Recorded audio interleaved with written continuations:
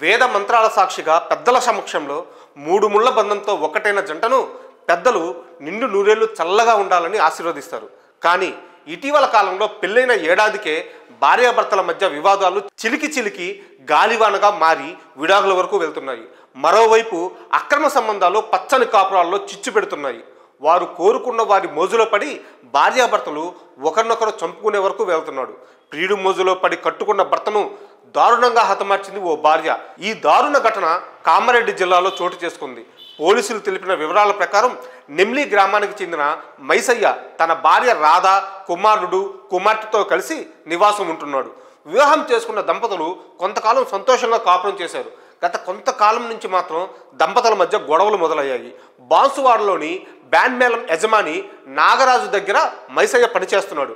ఇటీవల నాగరాజుకు మైసయ్య భార్య రాధాతో పరిచయం ఏర్పడింది. ఆ పరిచయం కాస్త వివాహేతర సంబంధానికి దారితీసింది.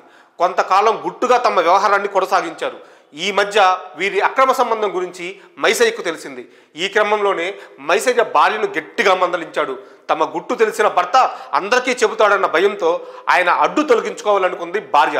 ఇందుకోసం ప్రియుడు నాగరాజుతో కలిసి పక్కా ప్లాన్ వేసింది. అనారోగ్యంతో బాధపడుతున్న భర్తను హాస్పిటల్కి తీసుకెళ్లాలని చెప్పి డిసెంబర్ 15న ఇంటి నుంచి వెళ్ళిపోయారు. ఓ వారం రోజుల తర్వాత రాధ ఒక్కటే ఇంటికి వచ్చింది. మైసయ్య ఎక్కడున్నాడని తల్లిదండ్రులు రాధను ప్రశ్నించారు. నిజామాబాద్ జిల్లా ఆర్మూర్కు వెళ్ళాడని సమాధానం చెప్పింది. ఆ తర్వాత ఇంటి నుంచి రాధ కూడా వెళ్ళిపోయింది.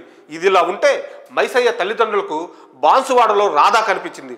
దీంతో ఆమెపై అనుమానం వచ్చిన మైసయ్య తల్లి తన కొడుకు కనబడతలేదని ఈ నెల 21న పోలీసులకు ఫిర్యాదు చేసింది.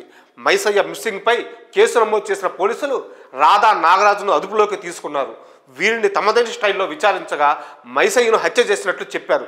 మృతదేహాన్ని దుప్పట్లో చుట్టి దుర్కి శివారులో ఉన్న సోమలింగేశ్వర ఆలయ ప్రాంగణం దగ్గర ఉన్న కోనేరులో పడేసినట్లు నిందితులు ఒప్పుకున్నారు. పోలీసులు శుక్రవారం ఘటనా స్థలాన్ని పరిశీలించి గుర్తుపట్టలేని స్థితిలో ఉన్న మృతదేహాన్ని స్వాధీనం చేసుకున్నారు. అక్కడే పోస్టుమార్టం నిర్వహించి పూర్తి చేశారు. కేసు నమోదు చేసుకుని దర్యాప్తు చేస్తున్నామని ఎస్ఐ లావణ్య తెలిపారు. బిడ్డను కోల్పోయిన తల్లిదండ్రులు కన్నీరు మున్నీరుగా విలపిస్తున్నారు. మరి ఇలాంటి భార్యపై మీ అభిప్రాయాలను కామెంట్స్ రూపంలో తెలియజేయండి.